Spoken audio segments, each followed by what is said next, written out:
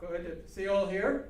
And my name is Dave Ewert with the American Bird Conservancy. And what I'll do is talk a little bit about the Kirtland's Warbler, which is the bird pictured here, and a little bit about the biology of the bird and some conservation work that's being taken on behalf of the bird to protect it.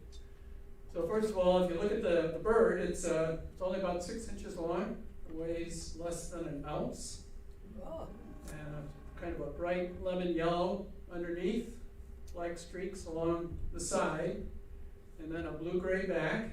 And if you look at the eye, you see that there's a white eye ring that's broken. Some white on top and white on the bottom. And they wag their tail a lot, which doesn't show in this slide.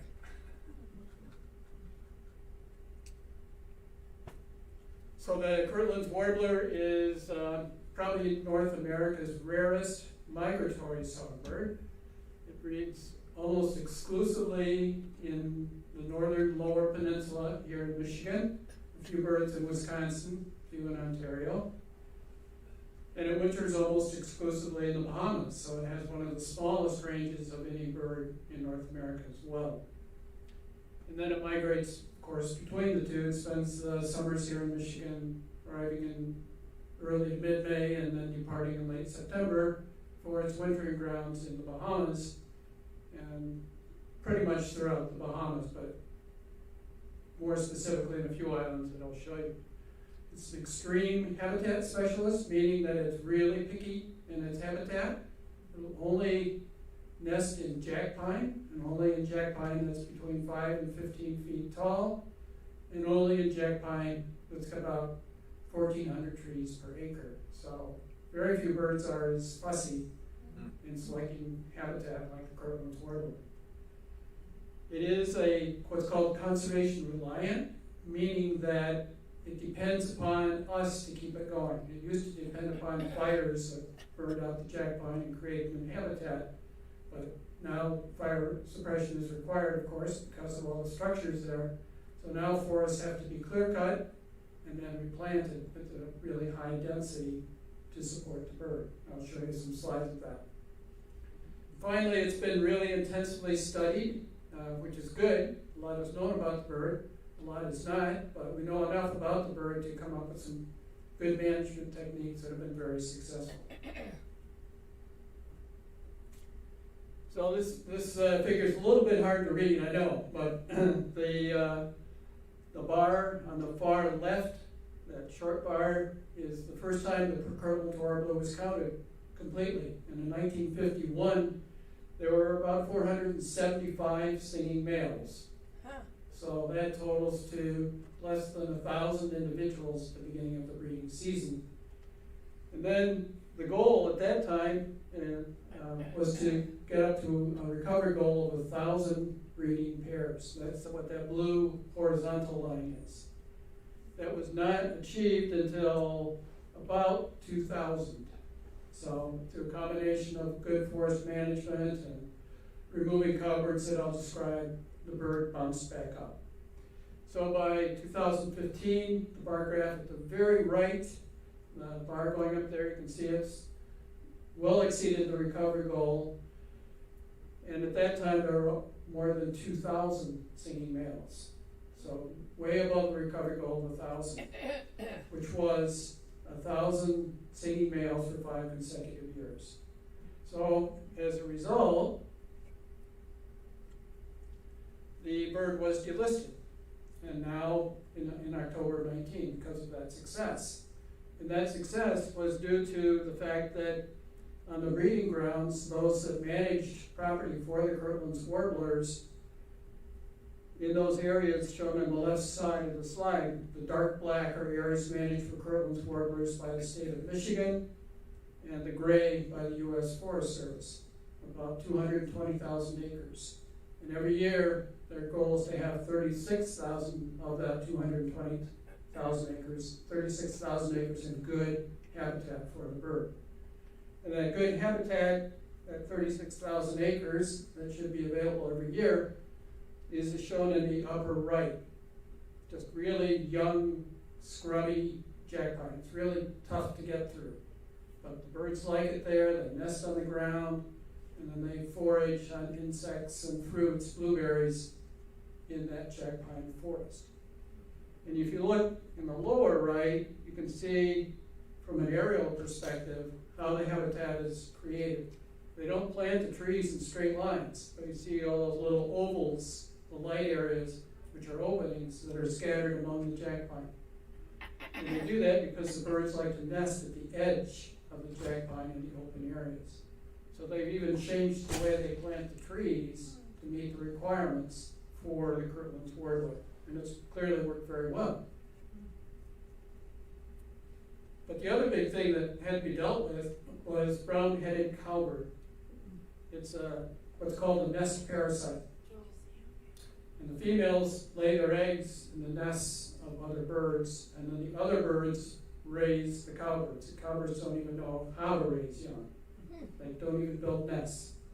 All the females do is find females of other species, take an egg out of that host species, and put in their own egg.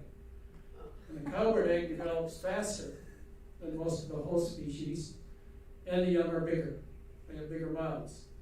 So for one reason or another, the host species doesn't distinguish between its own young and the cowbird, and they put all the food in the cowbird mouth. And as a result, they raise the cowbird and not their own. So it was a real problem for Kirtland's, because when they were nesting northern and lower Michigan before southern Michigan was settled, there were virtually no cowbirds in northern and lower Michigan. So they didn't even recognize cowbirds as an enemy, if you will. So what they did was put in these traps here, and they trapped out the cowbirds, and when that was done, then Kirtland's warblers started raising Kirtland's warblers. So that was a real important breakthrough in protecting the bird. And now, with the cowbirds, what they've determined in the last 2 or 3 years is that the cowbird numbers have dropped, and now they don't even need to trap the cowbirds. So that's really good news. That one threat has been minimized. Now, a lot of other things need to be done to protect the cowbird too. It's important to take it out to the public and make people aware of the bird and the importance of the bird. So in the upper left-hand slide picture there, you can see a bunch of people watching the birds. And people come from all around the world to see Kirtland's warbler. They come from Europe and Asia, throughout the United States and Canada. Because what these people do, these guides that take people out to the sites, they kind of check these areas out before, and they find a bird that tends to go up on a nice perch that can be photographed easily, and then they take people there in the mornings so they can see the Kirtland's warbler. So that helps the local economy too, because they eat at restaurants, stay at hotels, help generate money, especially in May and June before the peak tourist season. So that's a little bit of a spurt to the local economy, which people appreciate. Then in the lower right, you have Kirtland's Warbler Festival, and that too is designed to bring people in, get acquainted with the bird, and get more public acceptance of the Kirtland's Warbler, which is very inconspicuous. You really have to go out and look for it. It's not like a robin that hops across your lawn. So that's an important activity to help maintain the bird as well. Now, another part of this bird is it's migratory. So it means it spends its breeding season here in Michigan, a few in Wisconsin and Ontario, and it winters in the Bahamas. But en route, of course, it has to migrate. So it can take as few as 8 days to migrate the 1,500 miles between Michigan and the Bahamas. That one-ounce bird does that. They're able to know, even navigate to the right spot. There's all kinds of skill and genetic mechanisms to ensure that the bird can do that. So if you look on the left side of the slide, you can see Michigan's up at the top, and the Bahamas are down at the right, and the area is shown in the darker green. So that solid line you see that goes through Florida, if you can make that out, goes up to Michigan. So in the spring, they go down onto Peninsula Florida from the Bahamas and then come on up. But if you notice in the east on the dashed line, that's the fall migration route. So in the fall, they migrate a little bit further east. They don't have exactly the same migration route. most of the mortality of the adult birds is during migration. It's really a tough time because they get storms, there are predators, each time they stop at a certain locality to refuel, to go on the next leg of the migration, maybe unfamiliar food resources, so they have to spend time searching. So at some point, we need to figure out what are the most important places they stop between the Bahamas and Michigan. Right now, there are no techniques to do that. But we do know, if you look in the figure, in the middle figure, that with the yellow and the purples and magentas, where more birds concentrate. So it looks like peninsular Florida, southern Georgia, and then a few up around Ohio, not where a few birds concentrate. So at least in a preliminary way, those are areas to kind of look at where we could protect stopover sites. And stopover sites are simply where they stop en route to refuel and rest. And then you can kind of generate interest in Kirtland's warblers and other birds that migrate at places like the Black Swamp Bird Observatory in Lake Erie. So here are a bunch of birders. You can see they're just crowding this boardwalk. Thousands of people go there in the spring just to watch the warblers coming through, of which Kirtland's is one, and they're occasionally seen there. When that happens, you get a whole mob of people running to that bird to try to see it because it's so rare. So in the winter, they're mostly in the Bahamas, as we indicated, but they're not evenly distributed in the Bahamas. They particularly are most common in Eleuthera, Cat Island, San Salvador, and Long Island. So when we work with our Bahamian colleagues on conservation issues, we are focusing on those 4 islands to use our resources in the best way. You can see Florida is at the very top of the slide there, left, and then Cuba on the bottom left. And when they come down in the winter, people have always kidded me about going to the Bahamas every winter, which admittedly is not a very tough thing to do. Been doing it every winter since 2002, at least once in the winter. But we don't go to the beaches. We go to where the Kirtland's warblers are found, which is this very dense scrub. You can hardly get through it. It's really prickly, lots of mosquitoes, lots of sandflies. So if you ever do want to help find Kirtland's warblers, be prepared, bring insect repellent, long pants, long sleeve shirts, and stuff like that. So it's roughly vegetation that's about 2 or 3 feet to maybe 5 or 6 feet tall is the best stuff. And especially if it's got shrubs with these berries. You see on the upper right, those dark purple berries are black torch. And then on the bottom right, you've got white sage with the bright magenta berries, and the Kirtland's warblers will feed on those. And those shrubs are scattered in that taller type of scrub you see on the left. A lot of ways that habitat is created. One is a couple natural mechanisms. One is hurricanes go through the Bahamas, as you can imagine, fairly often. And especially along the coast, the winds are higher, and you also get salt sea spray. And that kills the taller trees, and only the shrubs persist, which is great for Kirtland's warblers. And the black torch grows in that kind of area, and so does the white sage. So you'll see some birds along the edge of the islands where it's adjacent to the ocean. And then in the lower left, especially after a hurricane, it may get really dry. The winters tend to be relatively dry in the Bahamas. And when a fire goes through, it burns up the taller vegetation and makes it good for the shrubs like the black torch and the white sage, and the birds will move in that habitat after they resprout and produce berries. And then there are other ways that people create habitat. So one is rights-of-ways. The Bahamas Electricity Corporation has these rights-of-ways, as you can see in the middle picture there, and they just kind of bulldoze it down. And that's perfect because shrubs are right there, they resprout, they bloom again, produce fruit, and the Kirtlands will just move along those power lines. So from a conservation perspective, it's great because it doesn't cost a penny. It's just part of the normal maintenance by the power line, by the power company. But a very unusual one that we're experimenting with is goat farms. Usually you don't think of goats as being good for conservation, especially on islands, but here the goats are in pastures. And goats eat everything, right? So they keep nibbling the vegetation down, and when they nibble the vegetation down, that means it's good for those shrubs, the black torch and the white sage. And so the birds kind of move in to those goat pastures. And it's probably also good because the water table is pretty high there. And the water table is really a critical issue in the Bahamas. They need the water for the goats, of course. So when the water table is high, it promotes more plant growth, more fruit, and it's good for the birds. And then in the lower right, they have sort of a slash and burn agriculture, particularly by Haitian immigrants that come in. And when that is burned, that also takes down the taller trees, and shorter shrubs come in when they're done cultivating, and the birds can use some of that habitat. So there are a number of ways that people create habitat for the birds.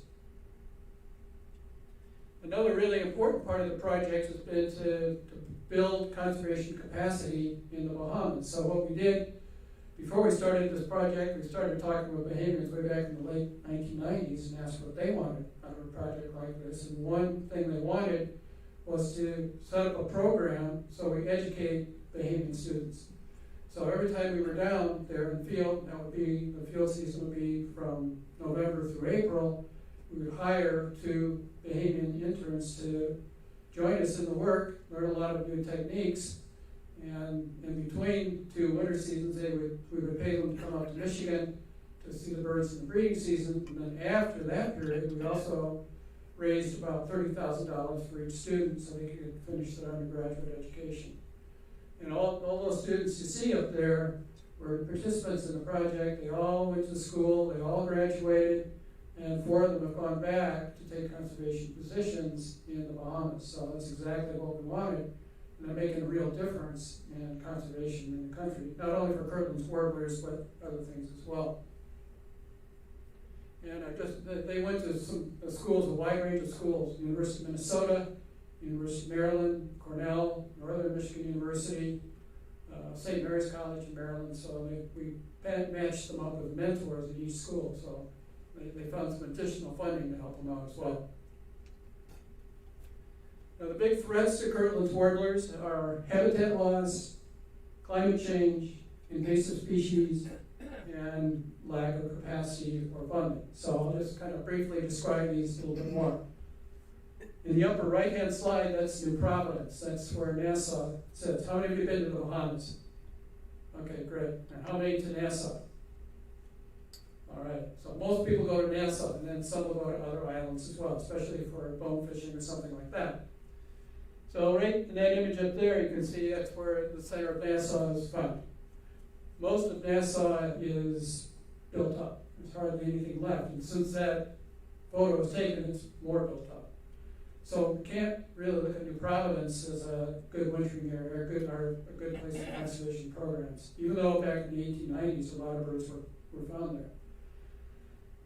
So we're looking at the other so-called family islands, so the other islands with small cities, like Eleuthera, Cat Island, San Salvador, and Long Island that we talked about. There the habitat loss isn't so bad. Climate change is a really serious issue for the Bahamas. The highest point in the Bahamas is all of 200 feet above sea level, and most of the Bahamas are 20 feet or less above sea level. So the sea level rises, as it is doing because of the melting of the glaciers. That means there's less land mass, and every time there's a storm or something like that, then you've got the potential for more damage to the islands. But perhaps even more serious is that the climate in the Caribbean in the winter is supposed to become drier. If it becomes drier, then you have fewer insects, you have less fruit, which means it lowers the habitat quality for the Kirtland's warblers. Birds arrive later in Michigan and produce fewer young. So there could be a negative feedback loop with climate change. We can't address it with our little Kirtland's warbler project that, as you know, becomes a global issue that can only be addressed by a consortium of countries around the world. Another one is invasive species. So on the lower right, you have something called jumping bean. And goat farmers like it because goats like it, but Kirtland's warblers don't use it, and it becomes very common in some places. So that replaces the black torch and the white sage. So we've got those issues that we're dealing with as well. And finally, lack of capacity and funding. So I'll describe a little bit how we're trying to address that issue as well. So we do have a lot of people thinking about how we resolve these threats. We've got a Kirtland's Warbler conservation team, KW's Kirtland's Warbler. Used to be a recovery team when it was endangered. We've got 3 groups of people, one working on the breeding grounds, one working on the non-breeding grounds, that is in the Bahamas, the wintering grounds plus migration. And then human dimensions, or the socioeconomic issues associated with conservation programs in each of those areas. And then we have people who are going to try to raise money to support the Kirtland's Warbler efforts. And that includes the American Bird Conservancy that I work with, the Kirtland's Warbler Alliance, another nonprofit that's working to protect the Kirtland's Warbler, and Michigan DNR. And so there are a number of things that are being attempted to ensure that there's the right funding to keep up the management, which includes developing an endowment fund or a long-term fund, and then funding specific projects as needed. So it's all critical work that requires a lot of coordination. So what are people trying to do now, specifically?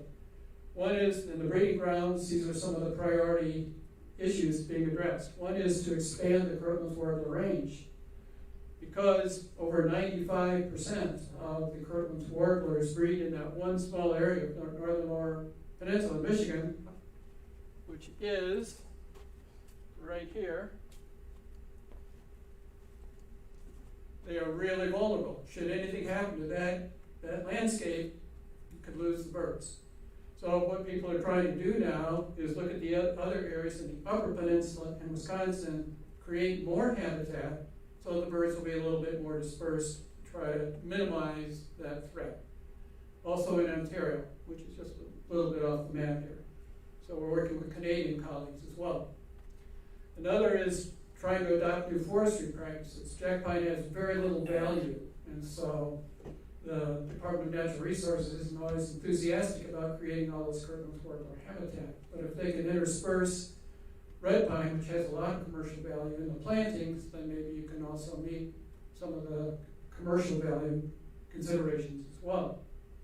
The other is monitoring cowbirds. So we talked about the effect of the cowbirds and how they can result in no Kirtland's Warbler production, but that's turning around. So right now, the cowbird population appears to have dropped sufficiently. They're not parasitizing Kirtlands, but we need to continue to monitor this to make sure it doesn't go back the other way. So there needs to be funding to support that. In the non-breeding season, we're focusing a lot on increasing capacity. So I continue to work with Bahamians all the time, Bahamas National Trust, which is an NGO in a non-government organization in the Bahamas that does a lot of conservation work, including managing national parks in the country. So I have almost weekly phone calls with them to talk about various kinds of projects and how we're going to try to anticipate any shortfalls to try to make things happen as much as possible. And a really important thing is to map winter habitat. We know roughly where it is, but we'd like to develop a map that shows the amount of available habitat, and then if it's short, or it looks like it's short, then how do we create more habitat through some of the ways we just described. We talked about the rights-of-way management already. That's one way to do it. The goat farming is still another way to do it. And then we're also talking about how we can develop new techniques to monitor the birds and migration. And then always working with local people is important. If local people are behind you, you can really make a lot of progress. If they're going to fight you, you don't get anywhere. So we're working with local landowners in some of the islands where Kirtland's Warblers occur. We send out calendars, as you can see on the right.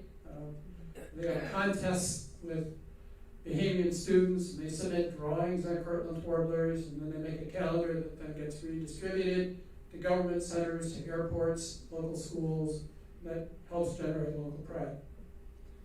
And then training other students just in how to identify birds. So just start out at a nice, simple level, and again, to increase appreciation for the bird and the fact that the Bahamas hold the key to the future of this bird. And it's always in the Bahamas, it's sometimes can be really, really tough working down there. Some of you may recall the horrible effects of Hurricane Dorian a couple of years ago. hit northern Abaco and Grand Bahama, and literally leveled those islands. I had friends that lost everything, house, boat. One guy had a collection of very rare bird books, all washed out to sea. People are just now getting back on their feet. So it's been a really tragic thing that it could increase with climate change. So we have to figure out how we adapt, not only for the bird, but for Bahamians in general. It's not you can't look at that independently of what else is going on. So I just want to acknowledge a lot of people that really helped out in this project. Lots and lots of partnerships, and I think there's been 5 different countries so far participated in this project. The government agencies have been really instrumental, the U.S. government agencies, in making things happen. The U.S. Forest Service International Program, as well as local national forests here in Michigan, here in Manistee, Hiawatha in particular. U.S. Fish and Wildlife Service, Michigan and Wisconsin Department of Natural Resources have all been working diligently and very collaboratively to make these programs work and succeed. We also work with a lot of international organizations, Environment Canada, the Department of National Defense in Canada, because a lot of the Kirtland Warblers are on military bases there. No surprise, they're practicing their weapons and fires get set. Bahamas National Trust has been absolutely essential to what we do. University of Bahamas for recruiting students. And then the landowners in South Luther have been incredibly generous in opening up their land and allowing us to do our studies on their property. And a number of those landowners have become very good friends now over the years. And then a number of agencies that have funded our work as well, for which we're also very grateful. And then there's some people who have really gone way, way beyond the call of duty, if you will. So the Harry A. and Margaret D. Towsley Foundation has contributed a large amount of money to support our efforts over the last 3 years. And in this work, this isn't something that I could do here from the States. So we've had project managers that we've hired year-round to run the project in the Bahamas, and then data analysis and that sort of thing following the field season. So we recruited Dave Curry from Scotland to do some of our work. And one of the main reasons we recruited him because he had worked in the Seychelles for a long time, so we needed someone who had worked in an island environment and knew how to work in a small community. And those skills turned out to be very valuable. Jennifer White from Minnesota, and then Jeannie Fleming also. They all contributed different skills to the project we needed at different phases in the project.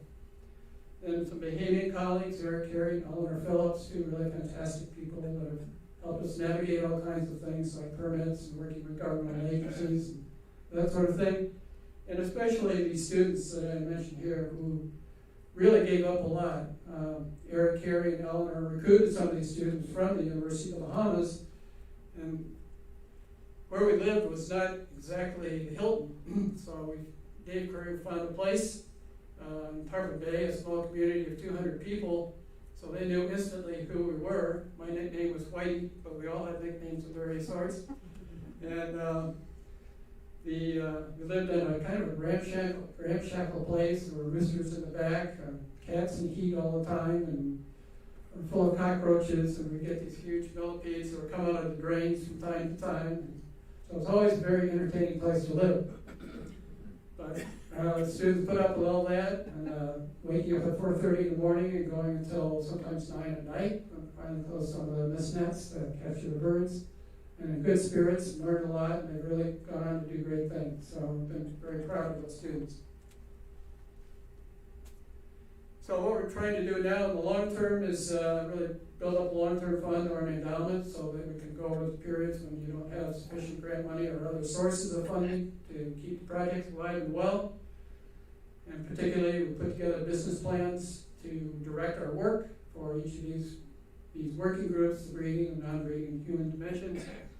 And if we're successful, then we can become a model for other species, birds and otherwise, that also are dependent on us as people, humans, to secure the future of that species. We've altered so many things in the landscape that, say, for example, when fire is eliminated from the landscape, war becomes too frequent, as we're seeing in the West these days, then how do you cope with that? And that all becomes an important part of our work. So with that, I'll just, as a quick run through of what we've done for almost 25 years. So this 30-minute synopsis hopefully will give you some pause and maybe have some questions or comments.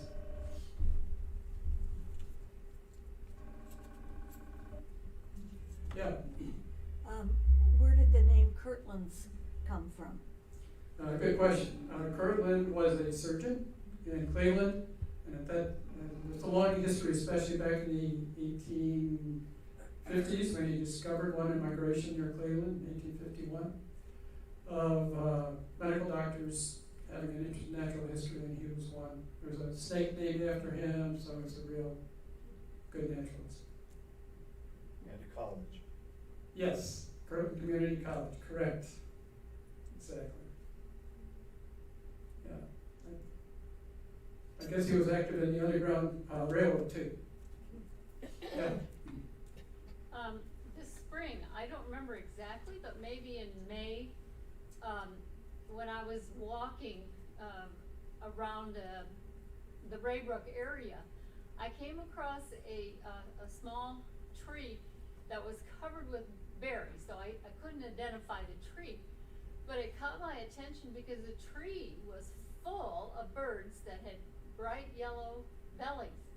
And at first I thought goldfinch, because that's the only yellow bird that I know. But it really couldn't have been goldfinch because they had too much dark color on their back. Now I'm wondering if that could have been warblers in migration. They were there for about 2 days, Okay. and then all of a sudden they were gone. I suspect they were cedar waxwings. That's what I was going to say. They were what? Cedar waxwings. Oh, They move in flocks. They just Yeah. move from one fruiting tree to another. okay. Somewhat nomadic, except when they're nesting. They feed a lot on insects at that time, but that's almost certainly what they were. Oh, okay. Yeah, kind of a pale yellow, not a strong yellow. Yeah, good observation. So the jack pine forest, it's my understanding that the soil is so poor in that area that they really can't profitably grow much other than jack pine, which makes it an ideal place actually for the state to invest or the government to invest in conservation practices. True or not? True. There is a gradation in the soils, but you're right. In the driest, sandiest soil, that's about all that grows. And in fact, people are trying to project the effect of climate change on Kirtland's warbler breeding habitat. And to your point, it's projected that nothing else can grow there except jack pine. Yeah. So probably climate change does not affect the breeding range as much as the non-breeding range. But there are some areas where jack pine might have occurred where red pine can do reasonably well. So in those kinds of conditions, that's where some of the conflict sometimes comes in. Or maybe an opportunity to marry the two. But not all of the jack pine forests are planted forests up there either, right? And there are some that have occurred more naturally. Right, and there are occasional wildfires that move through. So that helps a lot maintain habitat for other species, but also give it a more natural structure as well. The only areas where jack pines are planted so intensively is in that 220,000 acres on that one map I showed you, and that's where you're going to see a lot more of the plantations and that planting pattern. Areas outside that will be managed differently depending on the ownership of the property.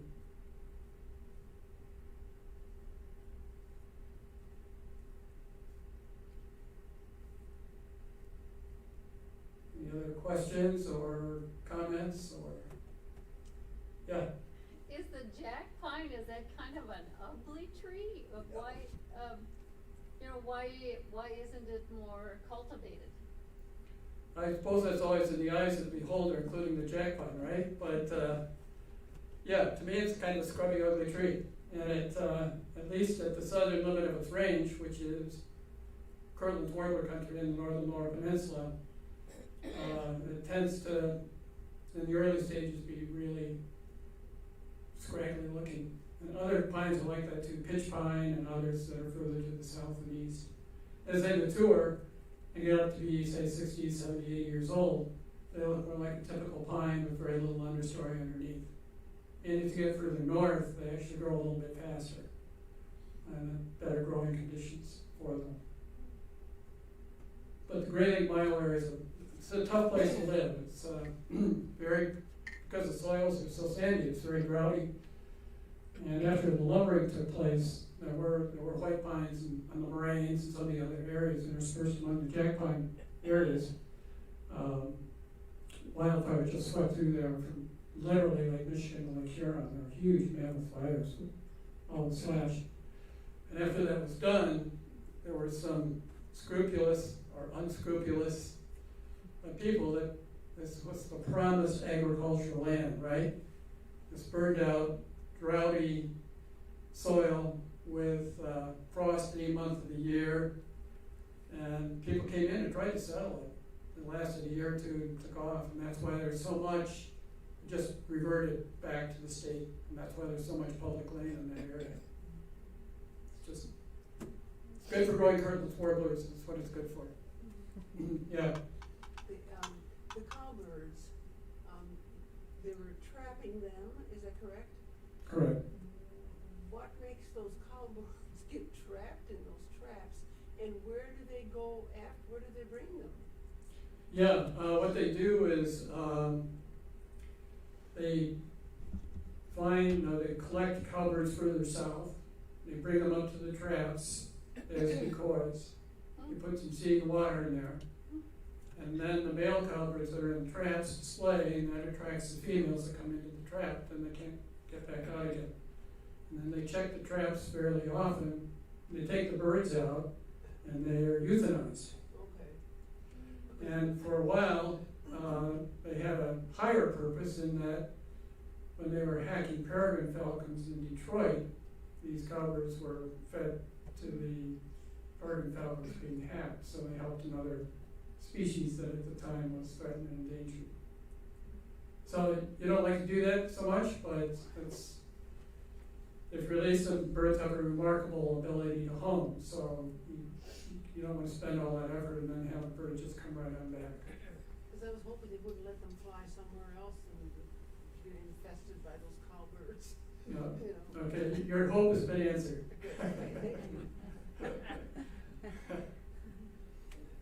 Yeah, that's a good question.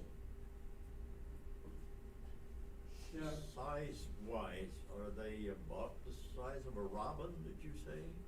They're only about 6 inches long. They're 2 very inches? 6 inches. Oh. So maybe more like a small house sparrow. Uh-huh.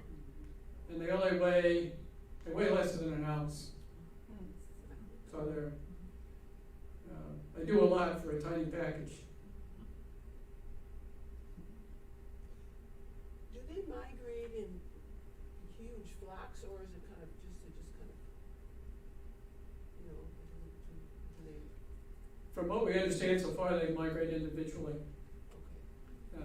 And we know that the older birds, that is those that have been in the Bahamas before, tend to come back to the same spot that they did in the past. And the young birds, it's kind of amazing to me, but somehow they all find the Bahamas, more or less.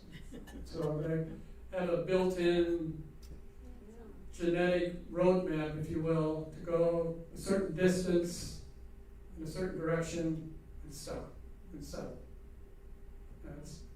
No one really understands how birds can navigate so well. There are a lot of mechanisms that birds use to navigate, like the orientation of the stars, magnetic field, polarized light, landmarks themselves. They probably take a whole variety of cues and are able to do that, coupled with their genetic programming to get to where they do. But they've displaced white-crowned sparrows, for example, from the west coast to the east coast, and those birds find their way all the way back across the continent to their home. Yeah. Is there any movement on making the Kirtland's Warbler Michigan state bird? There has been, and it failed. And I think the major reason that it has failed, is that it's not known by many people. Most state birds are common birds that people recognize, but it would be very appropriate to do something like that. We'll see what happens in the future. I think there's a little bit of interest in looking at that again, but I don't know, with all the stuff going on these days, if that's the most appropriate topic to bring up at this time. But that is something people are thinking about.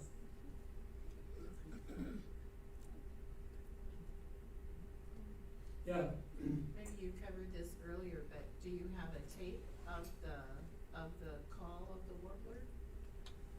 Shoot, I should have brought one, but I didn't. But if someone's online, maybe they can call it up.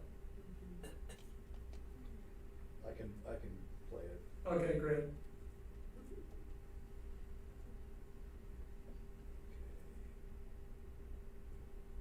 Just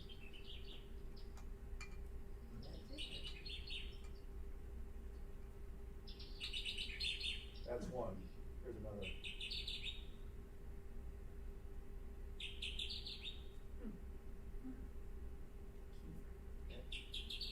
Is that good enough? Yeah. great, thank you. Yeah, it's one of the more exuberant of the warbler songs. Very distinctive when you get out into the jackpine country. And I guess we're lucky in Michigan because there are some spots you can go where Kirtland's warbler is the most common bird. That's just the only place in the world I think you could say that. How many eggs do they usually Yeah. sit on in a year? Usually they have one nest and 4 to 5 eggs, and they usually will have maybe 2 to 3 young that fledge. Enough to keep the population growing a little bit and sustaining itself. Yeah. They nest on the ground. Very well concealed. But the cowbirds can find them when they're around. Do any other animals prey on them because they're on the ground? One of the major predators is thought to be 13-line ground squirrels. It's amazing that, I don't know, you think of friendly little squirrels running around, but when it comes to the breeding season, they love to eat little baby birds. So maybe red squirrels, blue jays occasionally, and crows or ravens. But it's an environment there are no snakes to speak of out there. There would be predators. Those would be the major ones.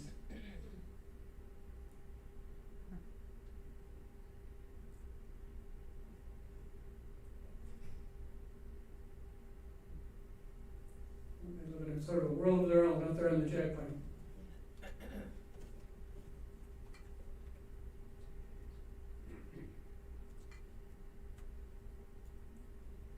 To locate the national preserve there, what is the address? What's the nearest city that we could look at? Yeah, good question. What I would do is just Google Kirtland's Warbler tours. And the two most consistent tour sites are, one is at Hardwick Pines State Park. Michigan Audubon Society recruits guides to take people out from Hardwick Pines State Park. It's probably only a 15-20 minute drive to the Kirtland's Warbler area from there. And the other is by the U.S. Forest Service in Mile, which is about 30 miles east of Grayling. They too have tours, not quite as often, and the last couple of years not at all because of COVID. The other organization that sometimes gives tours is the Asabo Valley Audubon Society near Tawas City. So if you just Google Kirtland's Warbler tours, they should list them all. And then you can see what the current status is. Normally those tours are roughly Memorial Weekend until 4th of July, but it varies a little bit with each tour. I can highly recommend the tour by Michigan Audubon out of Hardwick Pines. we did it this year and 2 years ago as well. It ended at the end of June this year, so it was just Memorial Day weekend through the end of June. It was just Friday, Saturday, and Sunday. Whereas when we did it 2 years ago, it was every day of the week for a month. And there were fewer people because of COVID this year. They were restricting the size of the group. But 2 years ago, we had people from all over the world on the tour that we did. No, that's great. And it's a real good service that Michigan Audubon Society provides. And it's helps generate a lot of interest in the bird. Very important work. And it's just to follow up a little bit, as I think I indicated earlier, that the guides do a great job trying to find individual birds that go consistently to a perch so you can see it well.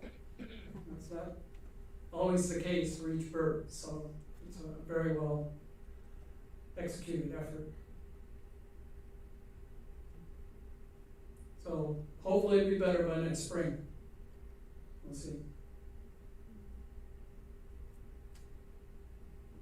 There are no tours in the Bahamas yet, although we do take people down and show them. We've got a goat farmer there that's been very helpful and allows us to access his property, and we've used playback to see the birds that are not singing during the winter, so you have to use playback to see them. And I think once I used playback and I had 4 Kirtland warblers come in instantly. So Is the non-breeding plumage much different than the breeding plumage? early fall looks duller, but by March and April they go through a partial molt and they replace the feathers around the head and the throat, the back, and they then assume the plumage that they have in the breeding season. Yeah.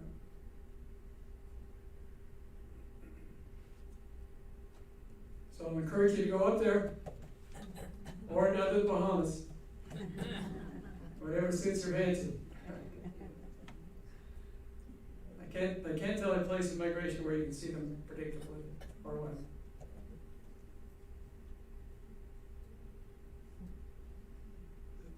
Great. All right, well, thank you very much. Thank you.